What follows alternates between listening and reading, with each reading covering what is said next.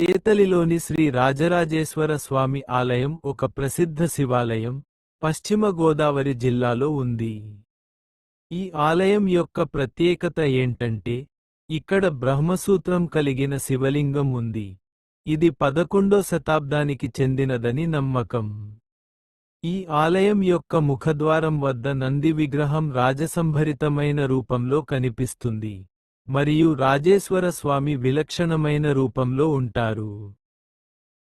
ఆలయ స్థానం తేతలి గ్రామం, తణుకు మండలం, పశ్చిమ గోదావరి జిల్లా. ఆలయ ప్రత్యేకత బ్రహ్మసూత్రం కలిగిన శివలింగం.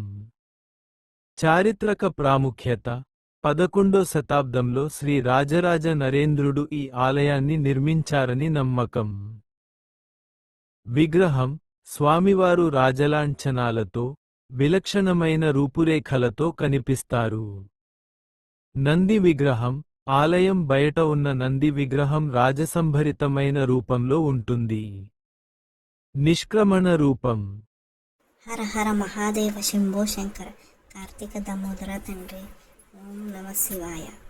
ఇలాంటి మంచి మంచి కంటెంట్స్ మీ వరకు తేవాలి అంటే మీరు మా ఛానల్ సబ్స్క్రైబ్ చేసుకోండి.